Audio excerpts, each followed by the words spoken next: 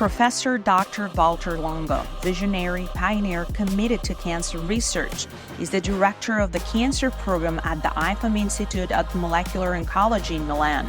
He has been awarded for his discoveries by the Nathan Schock Lecture Award and by the American Federation for Aging Research. Dr. Longo has dedicated his life to studying the relationship between diet and cancer. Today, he is my special guest in Como Curar. Before we dive in, I have a small favor to ask. If you find value in my episodes, please hit that subscribe button. It is a simple way to support us, and it helps our community grow so we can reach and help more people just like you. Thank you for being here and for all of your support. And now, let's get started in another episode. Dr. Professor Valter Longo. Such a pleasure to have you here all the way from Italy. Thanks for giving us the time. You're a researcher. You've been devoting your life to longevity and cancer for over 20 years. What made you be interested, first of all, on researching longevity and cancer through nutrition? Well, essentially, we were seeing that these organisms which we were studying, they had mutations, like cancer cells have mutations, and they were not able to become protected in response to fasting. So you fast, and most organisms become protected. But the cancer cells, no matter where they came from, they could never become protected. So that's where we started, because I thought that this maybe is the way, one of the very few ways, if not the only way, to distinguish all the cancer cells from all the normal cells, right? So you fast a person, and then the normal cells will become protected. They go one way. And the cancer cells, they go crazy. They try to keep dividing, and they die, right? Because they're not supposed to do that. There is one food category that has been linked to these cells actually dividing and reproducing. What would you say is the one food, if somebody's watching this and they have cancer or they're in treatment, is there one specific food that you would tell them right away to stop consuming? I think that probably high protein diets, animal protein diets, right? So we're bombarded with animal proteins, commercials, and I think most people around the world are now eating lots of proteins from all kinds of sources. And those we know it's very clearly mice, but we also have data from humans suggesting that these animal proteins can help the cancer grow and also help the cancer survive. So you cannot eliminate it, right? So the idea is not to eliminate proteins, but to put it right in the low level that is sufficient to be healthy, to have muscle, but not to help the cancer cell grow and survive. You made a really good point, because there is a little bit of a controversy nowadays with protein consumption. Some say that you need 0.8 grams per kilo of body weight to maintain your muscles. Others say that that's barely to survive, that if we build muscle, or we want to build muscle and be strong, especially as we age, we should be consuming twice as much. What's your take when it comes to longevity and prevention? Where should be the number? Because it's impossible to be perfect, but we wanna be as close to what's healthy for us as we can. Well, first of all, I should say that I started nonprofit clinics in the United States, Italy, and now we're trying to also do that in Spain and elsewhere. And they're there to help people, even people that cannot afford it. Because it's very complicated. I mean, I could try to put it in a few words, but it's very complicated. So yeah, proteins are one of the complications. And I think the 0.8 is a good number, and especially for a cancer patient. Now, it's also a simplification, oversimplification, because if somebody's 16 and growing, 0.8 is not enough, right? But, and somebody's 89 and deficient, 0.8 may also not be enough. But if somebody has cancer, is high risk for cancer, 0.8 mostly plant-based proteins is the way to go. So you see that even if I try to summarize the answer, the minimal I have to do is what I just said. You have actually summarized it very elegantly. So if somebody is young and is growing, may need a larger amount of protein per kilo of body weight. If a woman is young, has no traces of cancer, is healthy, is metabolically flexible, exercises, maybe will need a little bit more than that. But if a patient has cancer, consuming too much protein can be a problem. Did I get that right? Yeah, so older people may need more. The young woman doesn't really need more. 0.8 is very good.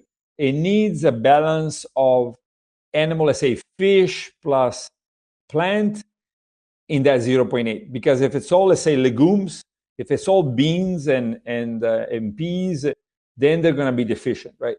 But if it's a good, let's say, 2 out of 3 meals or plant and 1 out of 3 is fish or so, or let's say health and health, then they should be fine. I mean, between, let's say, age 20 and age 65, 70, the 0.8 mix of plant and animal. Now, for the people that are vegan, you can do seeds and nuts and legumes, right? So, and they have different amino acid profile, and those allow for the right amount of the right amino acid to be available. Additionally, from protein, what's your opinion on sugar? We know that one of the first tests that a patient, if we're suspicious of a patient having cancer, is an injection is applied, which is then put under a fluorescent light or system to see where the cancer cells possibly are, and that's done with sugar. What is your perception of sugar? Do you think sugar is a culprit? Can be a food that we should control or reduce? Yeah, so one of the tasks of the medical and nutrition team at the Create Cures Foundation is to keep the sugar low, but not too low, right? So in cancer patients, right? So we want to keep it low, maybe around 65, 70 fasting glucose, but not too low, because otherwise now it might start negatively affecting the immune system, right? So the immune cells need sugar too.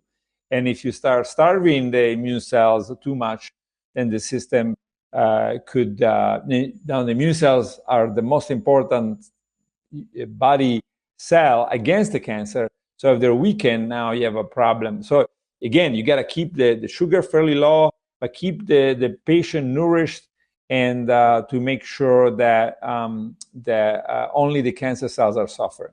But a glucose level of 60, 65 is a relatively low when we think that 90 is what's considered normal.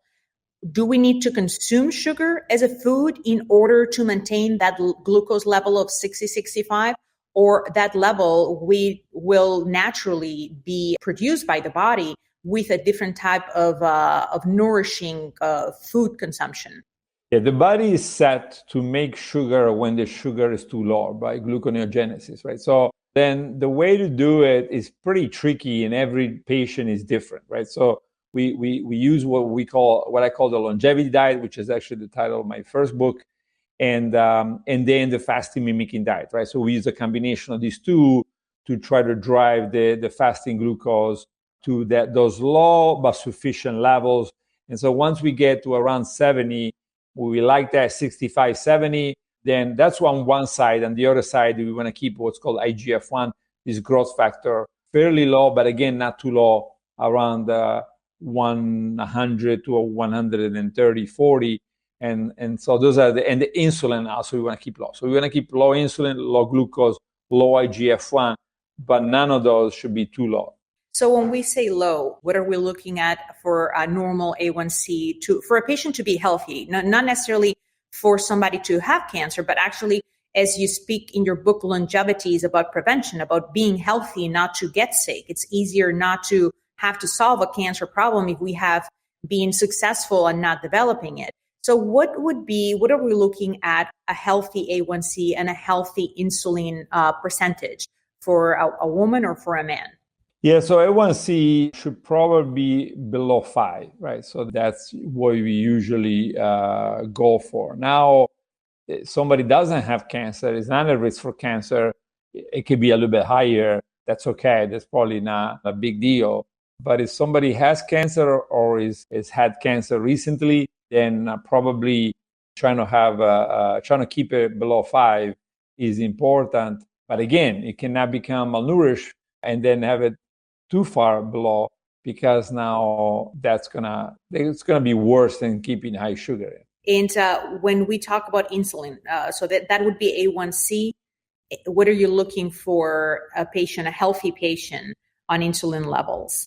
Yes, insulin levels, I'll have to look back at what the ranges that we try to get them to, but fairly low, right? But it doesn't matter, because once you get the sugar to be that low, the insulin is going to follow, right? So once if a patient has a A1C below 5, that's all they have to worry about. The insulin is going to be low.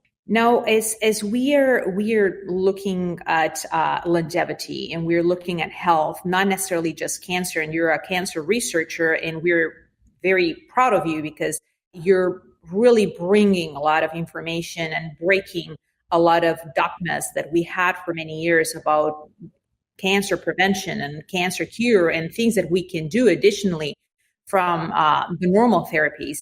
But when we are thinking on this new lifestyle that is becoming popular, fasting, you develop something that is called mimic fasting. Is that better than the popular 16-8, 24-hour fasting? What is the mimic fasting? Yeah, the fasting mimicking diet, or FMD, is very different from this daily intervention like 16-8 or 5-2. And the idea is more of a medicine, right? So it comes in a box. It's a plant-based 5 days, and it's clinically tested for lots of different diseases and problems, including cancer. And so the idea is to bring, especially for the cancer, but also for diabetes and for cardiovascular disease, et cetera, to bring to the doctor a real option, right? So not just the doctor, but also the patient, right? So there is a version that people could do. And by the way, I donate everything to charity, so I don't make a penny out of any of this. But so there is a version that is, the idea is to prevent diseases. And then there are versions that we've been testing for, let's say, Alzheimer, cancer, cardiovascular disease, diabetes, et cetera, et cetera. Why are they different? Well, they're less than 5 days, and they have the job to let the patient eat. Most people cannot go water-only fasting for more than a few hours. So then the idea is to feed the patients or the people with regular meals that are plant-based, but they're designed in a way that they trick the body into responding as if nothing was eaten at all, right? So that's why it's a fasting mimicking diet. They're like fasting-like. And so they work very well, right? So now we have maybe over 10 clinical trials in cancer.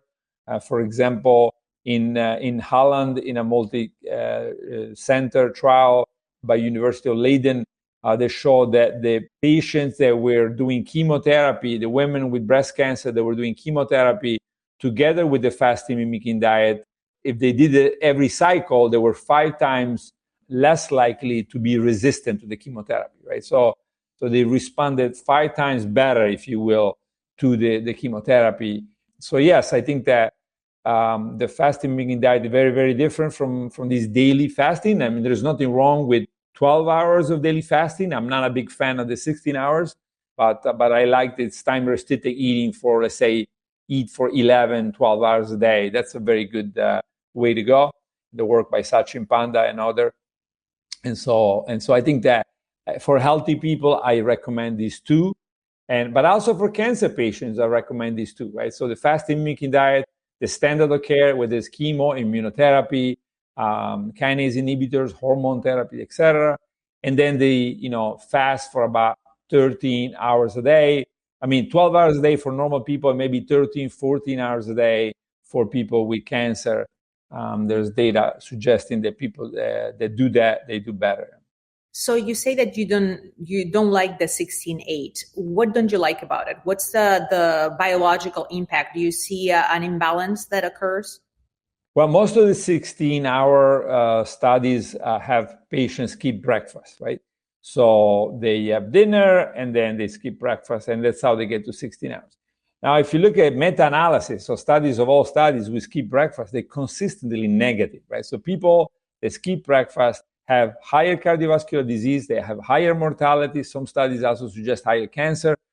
And recently, there were several articles that came out that show that just by starting the meals at 4 hours later, right? Instead, if you eat, the patients were brought into hospitals and they were given exactly the same amount of food.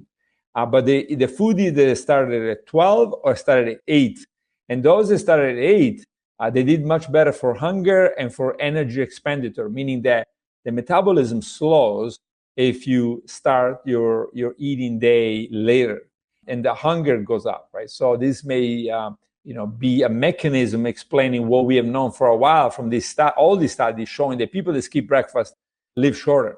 And so then that's why I'm very much against the 16-8, unless you do it for a short period to get, say, a few months.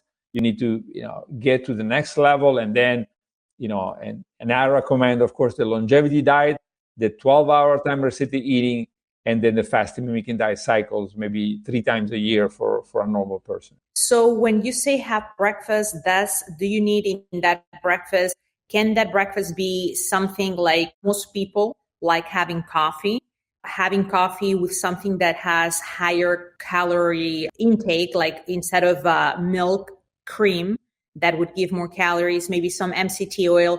Could that be considered a breakfast for some people, or we need to include carbohydrates and proteins? I think we don't know, first of all, but the science indicates that maybe you need to have maybe 300 or so calories at least, right? So you cannot just put cream in the coffee. That doesn't count as breakfast. So yeah, I have, let's say, 300 calories. And then, there are now things that we're working on, for example, on addressing that, right? Is there like a bar? There's one that is being clinically tested, and there's like bars that simulate fasting that allow patients or people to eat and continue to have the effect of the 16-8 if somebody wants to do 16-8. So that may be like a compromise, let's say, right? I still don't like it, but I think that could be a compromise. But otherwise, I think I'm a big fan of skipping lunch. I've been doing it for 20 years. And I know of no negative, so I replace lunch with a small snack. And I know of no negative effects of skipping lunch. But, this is not being clinically extensively tested. So we don't know what the long-term consequences of that will be either. When we're looking at overall health, we both agree that the higher calorie intake worldwide, everybody's eating more often and more of everything. So if a normal body needs a specific amount of calories, most people consume more, and that's why we have an obesity epidemic. What would be the ideal ratio that you're looking for? Are you looking for, now I'm talking about a healthy patient, not necessarily a patient with cancer, but somebody that wants to remain healthy. Are you looking for a specific ratio, carbohydrates, protein, fat? And are you looking for a total calorie intake that will not surpass a certain amount of calories? Yeah, so the ratio should be about 50-60% carbohydrates, keeping the starches, the pasta, the bread, the rice, the potatoes low, and keeping the sugars low. About half of your calories should come from carbohydrates. And there's many studies looking at not only weight, but longevity, suggesting that it's better to have an 80% carbohydrate diet than to have a very low carbohydrate diet. So, but 50% is a good compromise. Yeah, then the rest of it should be maybe around 35% or so in fats, plant-based fats. So olive oil, the nuts, the walnuts, etc., and the salmons, etc. And then the rest of it, proteins, mostly plant-based, or what we already discussed earlier. Now, calories are really relevant. It's really should be about BMI, body mass index, and waist circumference, right? So if somebody has the right fat, let's say, level, and the right weight, then they're fine with whatever calorie intake. So somebody could have twice as much calories as somebody else, or somebody could have half of the calories and do terrible. So I think it's BMI, and it looks like women in around 21 or so maybe a good way to be for health. I know women want to be thinner, but I think if you look at health, 21 for women and about 23 for men seem to be sort of the perfect body mass index. So, but women, probably going as far as down as 19 are probably okay. Men don't seem to be doing very well if they go much lower than 22, let's say. So all these bodybuilders that they go down to 5-7% body fat, do you consider that healthy? Because their BMI changes as well. They're very muscular. Is that healthy, or is that just somebody that looks really good but not necessarily reflecting health? It's probably not healthy, right? So it's probably pushing it over the limit. And so now you're entering a territory that is unknown, right? It could be good for you. It could be terrible for you. So we don't know. We have lots and lots of data in maintaining the fat percentage low, but not too low, not that low. We have and we have that data also for older people. And it turns out that people that have a BMI of 26, if they're older, they tend to live longer than people that have lower BMI, right? So that already tells you that it's not as easy as we think, right? 26 is actually overweight. So an overweight, so the overweight earlier is not good, right? It's associated with cancer, or diabetes, Alzheimer, et cetera, et cetera. But the overweight, the slightly overweight in the 70, 80, 90-year-olds, they do better than the people that have lower weight. And even if they're in a healthy, not sort of like anorexic state. So it's tricky, and I think that's the people like me that focus on making people live healthy and long have to keep this in mind. And that's why we say don't go down to less than 12, 13% body fat. Not a good idea. And really pushing your luck. Do you think that the Mediterranean lifestyle with plenty, you're Mediterranean, so am I. For us, possibly the normal thing is to eat lots of plants, lots of seeds, lots of olive oil. I just came back not even 2 weeks ago from Barcelona. In the restaurants, the food is fresher. It has abundance of veggies on the plate. Do you think that lifestyle is what you are promoting in your book, but more for longevity, or is completely different? First of all, the Mediterranean, I think we should stop using the word Mediterranean diet. I'm somebody from Italy, right? So I shouldn't say that. They may take my citizenship away. But, it just caused a lot of confusion, because all the Italians and the Spanish and the Greeks, they think they're doing the Mediterranean diet because they think everything they do is Mediterranean. And so I think it's done a lot of damage, right? And now, because we went away from what is it exactly that it's good to eat, to it's Mediterranean, it must be good. So whenever I go to, Italy, they have a terrible diet, right? And so do the Spanish people. Meaning terrible in the sense it's more and more westernized, more and more proteins, more and more animal meats, et cetera, et cetera. And so then there is a portion of the old Mediterranean diet, with my grandpa. What was it like, the traditional, what people ate in the 1700s? Well, not the 1700s, but let's say, say after the war, maybe during the war and before the war. Lots of these centenarians that I just go around the world, talk to centenarians, and a lot of them will say, well, we had nothing, So what did we have? Well, we had green beans.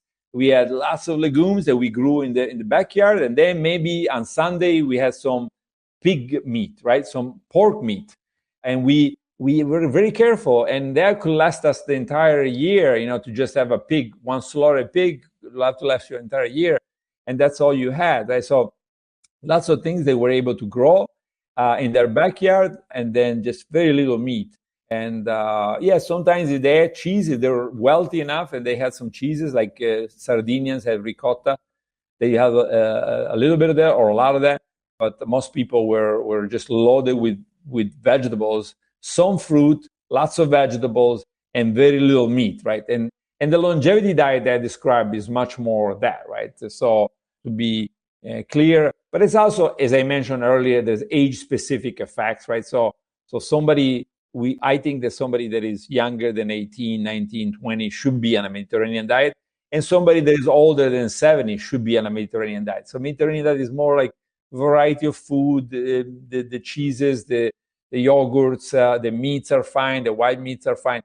But the 20 to 70 group probably should be on a longevity diet, which is much more restrictive, much more based on the science, and much more personalized. And it's not, you don't need a manual to do it, but you need to know what you're doing.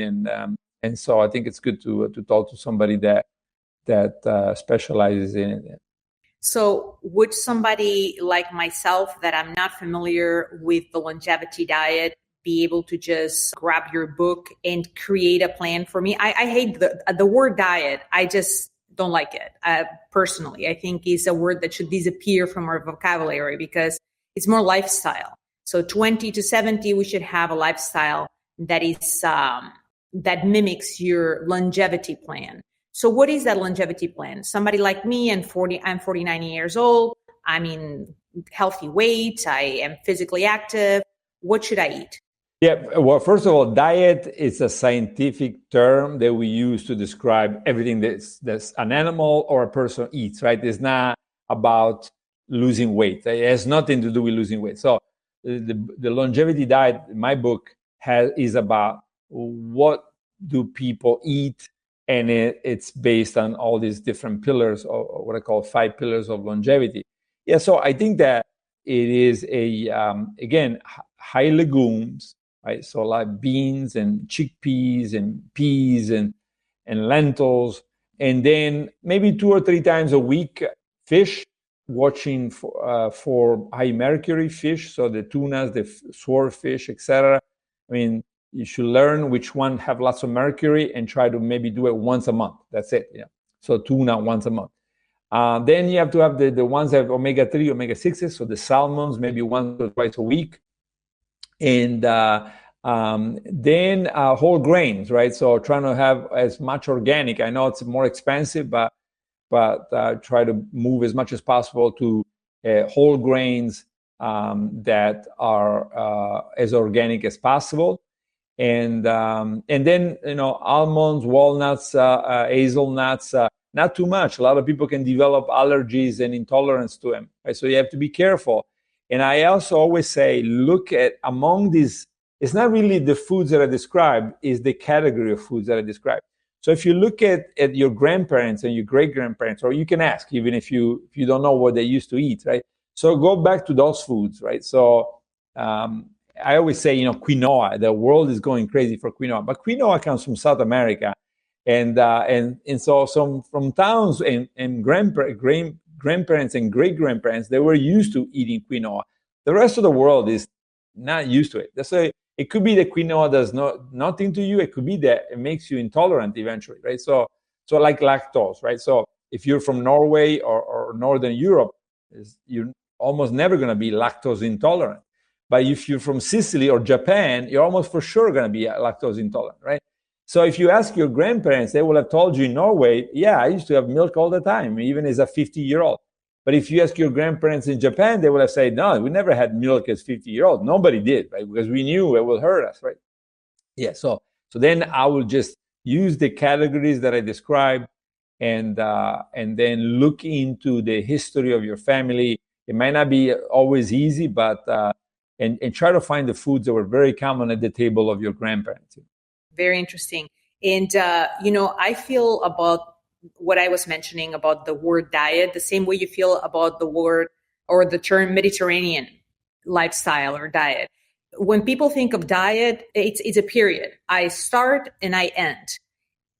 A lot of people, before they start the diet, they binge the day before because they think, well, tomorrow I start the diet. And I think that the whole concept has such a negative impact on people's beliefs that they think, oh, okay, well, I'm going to try the longevity diet. I'm going to try the mimicking, and I'm going to try. And it's not adopted as a lifestyle. But what you're promoting truly is to adopt a lifestyle of a plant-based, not necessarily vegan or vegetarian, but rich in plants lifestyle with some proteins and with some seeds and with carbohydrates are from good sources, right? Yeah. Yeah, with the whole grain and greens and fruits, so good sources of carbohydrate. Now, let me ask you about the mimicking diet. How do you do it? Because I've been reading, the calories that you can take. Can you explain us a little bit more in how does it act on the body? Because we have been very familiar the last 5 years or so with autophagy, fasting, allowing the body to let mTOR rest. How does the mimicking diet, or does mimicking diet resemble that autophagy and health benefits? And if so, how do we do it? Yeah, so the fasting mimicking diet will increase autophagy probably more than anything else out there because it lasts 5 days, right? So it puts the person in a fasting response mode for 5 days. So unless you check into a clinic, that would be the only way to beat that. But besides checking into a clinic, if you're going to do it at home, that's about the most autophagy probably you're going to get, right? So yeah, the idea, autophagy is a small part of the fasting response, right? And I always say, imagine taking a building. Imagine if you have an old city and or old neighborhood and you want to renew it. Taking the building down is autophagy, right? I mean, now you just have a lot of junk. Doesn't look any good at all, right? So yeah, the much better part, which we've been focusing on for many years, is the rebuilding, right? So what the fasting mimicking diet does is it shrinks organs. And in mice, we can actually demonstrate this. In people, I mean, it's harder to know the molecular details of what's happening, but we think it's the same. So in mice, the organs shrink. And then at the end of the fasting mimicking diet, they shrink. And they start turning on stem cells.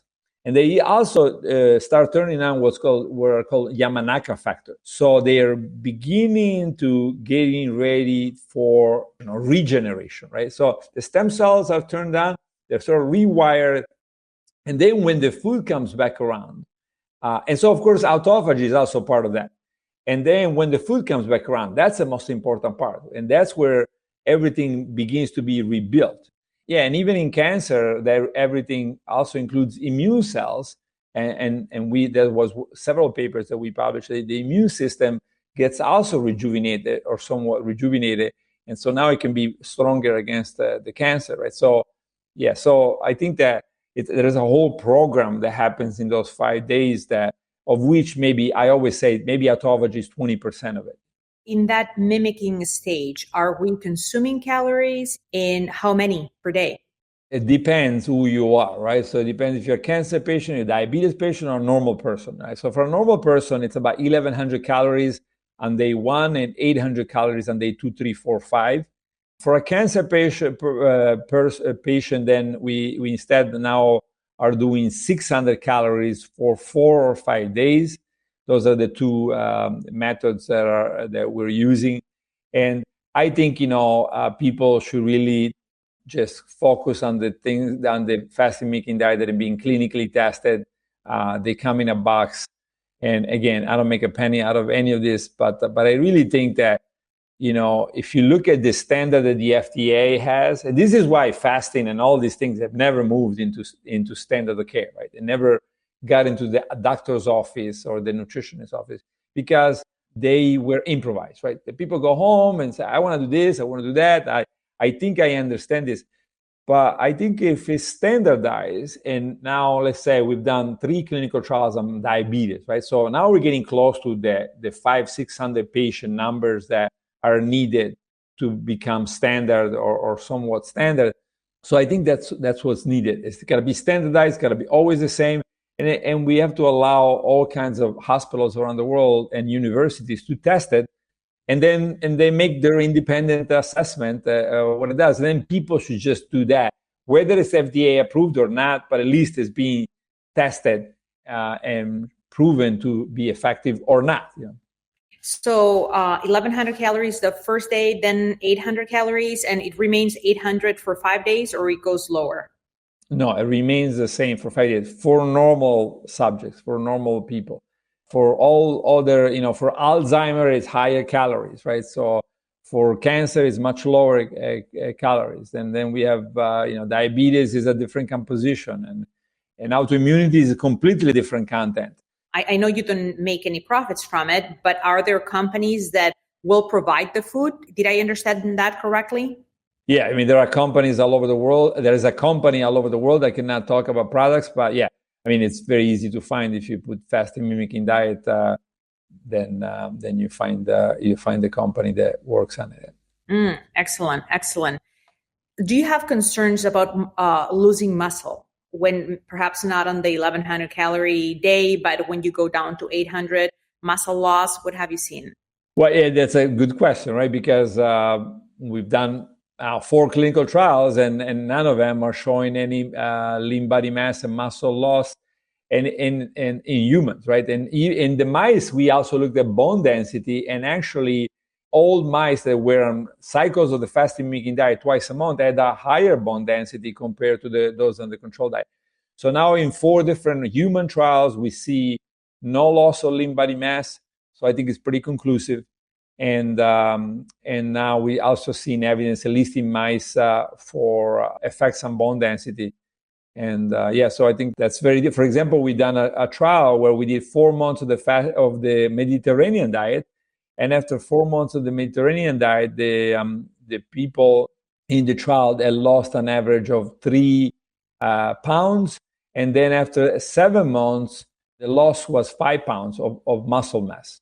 So I think again, science is really important. Some of the things are counterintuitive. And so that's why it's so important to have the consistent randomized trial data. Professor, for a patient with cancer, would the fasting mimicking diet help with apoptosis? Well, it helps with apoptosis and a lot more than apoptosis, right? So it lowers IGF-1, it lowers glucose, it lowers insulin, and so it makes it very hard for the cancer cells to stay alive. Now, this has been shown in many, many different mouse studies, but now we're starting to be clear also for the human studies. And the other thing that it does is apoptosis related is make the immune cell attack more effectively the cancer cells, right? So the T cells are now turning against the cancer, and they're forcing the apoptosis or certainly the cell death.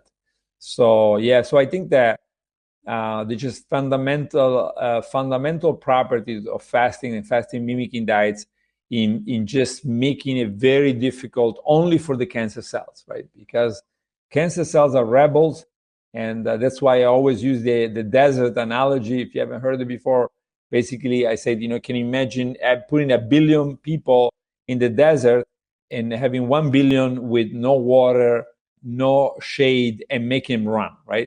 So this is what happens to cancer cells. They cannot stop running, so they keep running. So you take away the water, and this would be the fasting, and then you put them under the sun, and this would be the chemo, the immunotherapy, etc. And so if you left people in the desert with no water and no shade under the sun running, after a couple of weeks, there'd be nobody alive, right? And but if you give them water and you put them in the shade and you make them sit, they'll all be alive, right? So this is the difference that this intervention can cause, right? You can go from, and that's what we see sometimes, from all alive to all dead, but only the cancer cells, the normal cells are nearly all alive. Yeah. What do you think that starts cancer? What's the first? I mean, we know that the World Health Organization has told us only about 5% of cancers are genetic. So that leaves us with 95 out of every 100 people that develop cancer. Where does it come from? So we've been following these little people in Ecuador that don't have the growth hormone receptor, and they almost never get cancer. And the mice that have the same mutation, they almost never get cancer. And not surprisingly, that happens to be the growth gene that responds to high animal protein levels, right?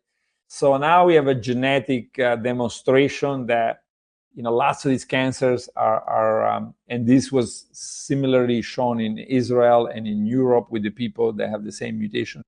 I think that probably a combination of bad diet, pollutants, and then genetic predisposition, right? So if you you may not get cancer with the genetic predisposition alone, but if you're now exposed to a lot of pollutants and a bad diet, now you may be that may be the what you need to develop a certain type of cancer. You mentioned IGF-1, the growth hormone factor. We need it, but why does it have plays a role with cancer? Well, number one, because it accelerates aging, right? So every indication is the growth hormone, insulin, IGF-1, this what's called axis. It seems to be pushing the body to grow, reproduce. And this seems to be at the center of aging. I think most of the aging researchers will agree with that, right? Then it promotes cell division, right? And then it blocks cell death, right? Apoptosis, right? So for all these reasons together, that's why it's probably so central. And again, the little people of Ecuador have almost no IGF-1 at all. They don't have any problems, and they rarely have cancer, right? So that's same thing for the little mice, right? The growth hormone receptor deficient, they don't get they get a lot less cancer, and they have almost no IGF-1 at all. So yeah, so I think that now we're getting closer to the proof that these growth factors and genes are at the center of cancer development. And again, not surprisingly, they're connected to proteins and amino acids. So these insulin growth factor, all related to insulin, would you propose is that we can control it? So the people in Ecuador, I think you're referring to a study that I read a few years ago. They were people that didn't grow. They were little people, very small people. And genetically, none of them, they studied them because they didn't develop cancer. And genetically, they found that they lacked the IGF-1. They didn't have that. But what you're proposing is that we can control it. At what age should we start controlling it? Because certainly, if we don't want to be little people, we don't want little kids to not have enough growth hormone. So where is the sweet spot that a person should start controlling what stimulates it, which you said it's protein consumption, animal protein? Yeah, this is why we say maybe age 20, so somebody's fully developed, normal size. Probably the effects are not going to be as strong as if somebody started earlier, right? So then we suspect that being born with it is more powerful than starting at age 20. But we also know that if you change your diet at age 20 to what I described earlier, the life expectancy goes up up to 13 years. If you start at 60, it's 8 to 9 years, or up to 8, 9 years. If you start at 80, it's 3 to 4 years, right? So if you start at 20, I think controlling the growth pathways, that could have a big effect.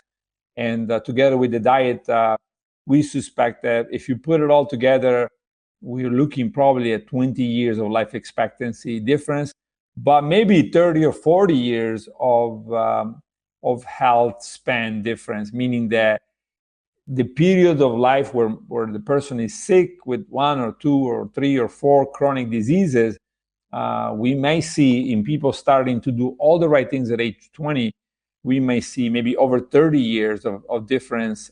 I'll give you my own example. I think it was about 30. I have hypertension in the family, high cholesterol in the family, and I had both. I had started developing hypertension at 30 and high cholesterol. And so luckily I was a student of Roy Walford at UCLA, and Roy was already preaching, these extreme diets, maybe more extreme than I'm preaching. And but I this is where I started working on the longevity diet. And, I never taken statins. I never taken any drugs, either for cholesterol or blood pressure, and both of them are normal. So I think that, people should start early, and not just with thinking about the growth hormone and IGF-1 and insulin, but thinking about the entire diet, and probably being followed by somebody that knows what they're doing. What is your opinion on alcohol and longevity?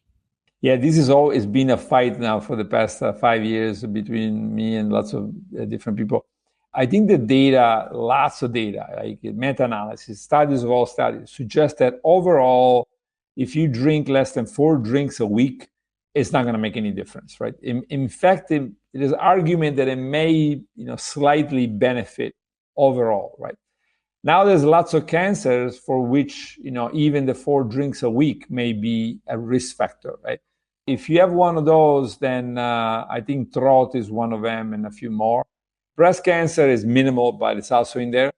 If you're everybody in the family was gaining one, and those are listed in my new book on cancer, and also in my old book, I think, the longevity diet.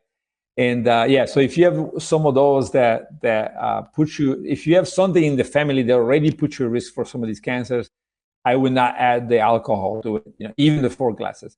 Otherwise, I think it's such a pleasure for the world that the last thing we need to do is take it away from the general population that doesn't have the risk factors for those, especially because, again, as there's no evidence that will make you live any shorter.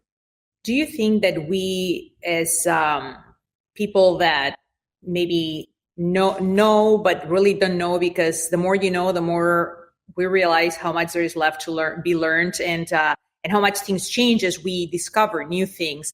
But do you think that we perhaps sin on the side of perfectionism in science? Everybody is looking for that perfect recipe of, you can't. It's so strict to the point that it affects the emotional well-being of the patient. I mean, I'm going to ask you about what your pillars of health are. I'm interested in knowing what yours are. But in my opinion, I think that one of the pillars is emotional well-being. And part of emotional well-being is being with friends, having a drink, laughing, relaxing. And that doesn't mean that you cannot do it without alcohol. You can as well. But if having a little bit of alcohol helps somebody ease up and just relax, in my opinion, and I want to ask what your opinion is, I feel that the benefit of that emotional well-being will be equal to the harm that it can make. So pretty much it's an even result. What's your opinion? Yeah, I mean, more than my opinion, this is the data, right? The data shows that eventually you're going to live the same if you drink less than 4 drinks a week than if you don't, right? So that says overall, if you look at all diseases, cardiovascular and cancer and immunity, if you drink, if you drink 15 drinks a week, clearly you're going to have a shorter lifespan, right? And lots of diseases. But let's say if you have a glass every other day, there is absolutely no evidence, unless you have those risk factors, that overall this is going to hurt you. And this is the first, what you just said is absolutely right. And it's essential, because at the clinics that we have, the foundation clinics, the first rule is we never give a manual. We never go to the patient and say, here's what you do. We always say, what do you like to do, right? What makes you happy? And then listen, and then say, okay, you're eating 5 steaks a week. Can you go to 0? And the patient might say, absolutely not. Okay, can you go to 1? Right? So yeah. So and also the approach of the dietitian and nutritionist is like, what are these changes? If you made them, you'd be still happy, and you could keep for the rest of your life. And then you get a good sense. And this is why it usually takes us 2 to 3 years to convert people, right? 2 to 3 years of working with them and just finding out. And then eventually people say, okay, this is like, I'm happy now. And, I'm having this and that, and I'm having the effects, right? And then for those that don't, we have the fasting mimicking diet. And we preach the fasting mimicking diet only maybe once every 4 months, right? So there's some people say, you know what? I don't want to make any changes, right? 0. Then if you don't want to make any changes, and we published this on mice a few years ago in a paper in Nature Metabolism, we basically took mice and we gave them high fat, high calorie, high sugar diet. And it became huge. And then we gave them the same diet, but once a month, we gave them 5 days of the fasting mimicking diet. And just the 5 days a month, we're able to completely reverse all the problems caused by the bad diet, right? Cholesterol, heart damage, mortality, lifespan, fasting glucose, et cetera, et cetera. Yeah, so I think that's our approach, right? Yeah, can you make lots of changes? You should. But for maybe the 50% of the population that is absolutely never going to make any changes, And look at smoking, right? When the world learned that smoking was going to kill you, only about half of the people that were smoking quit. And I mean, I don't think anybody had any doubt that has any doubt that smoking is bad for you, but yet half of the people stuck with it. And that's why I think that, we need to be smarter than just say you need to change what you eat. Maybe you don't need to change, you won't change what you eat. And then we have maybe another solution that is not necessarily loading you up with drugs. I like that. And I like the fact that you evaluate the fact that humans are humans. We are people. We're not machines, and compliance sometimes is not easy. I find that with exercise and with people that talk about being physically active, and they have these goals that you have to do so many minutes, every day. And some people just don't have an hour a day. Some people just don't have. So my theory is just do small capsules. If you're doing nothing right now, if you're doing absolutely nothing, I prohibit you from starting with 30 minutes. I want you to start with 5. Start just with 5. You cannot do 30. And it'd be surprising how these people go like only 5. And this patient does 5, gets used to 5, and this goes to 6 and to 10 and to 15. And then they get to 20 minutes a day easily to something that is healthy. But I feel that sometimes we're such perfectionists in the scientific world. And I include myself, and I've corrected myself so many times over the years that we want this box, that the patient becomes the inside of the box. So I really love the fact that you have developed something that can help people start seeing the difference. Because I think that, have you found that when the patient starts feeling a little bit better, is more motivated to do more? That perhaps the lack of motivation is that you just don't feel good about it, so you don't want to change anything. Yeah, absolutely. And this is where the FMD comes in, right? The fasting mimicking diet will have such a drastic effect on the person within 2 or 3 days.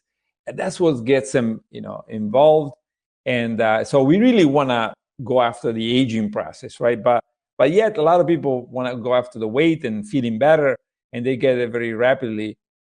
Yeah, absolutely. I agree that it should be really a process, and the patient should be honest and say, look, I can't do what you're saying.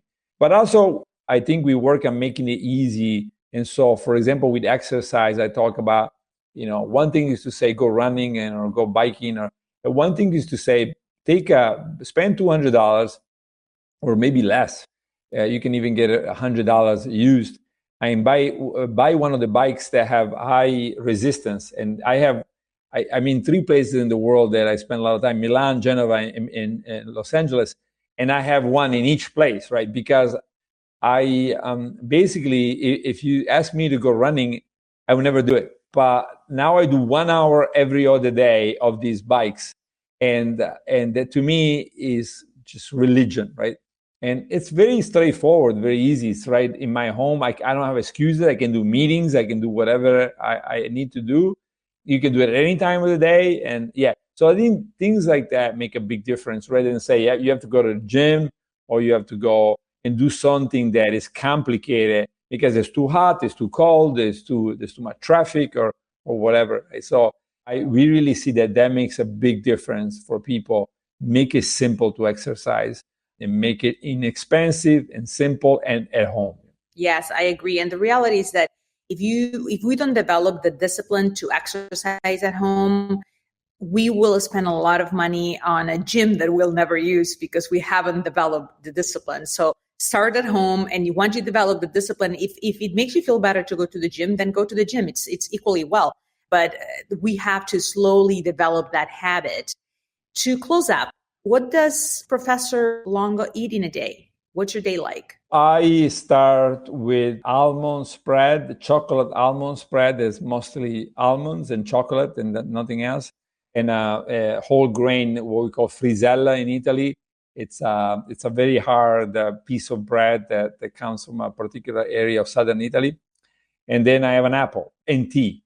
And I actually mix 1 bag of green tea and 1 of black tea.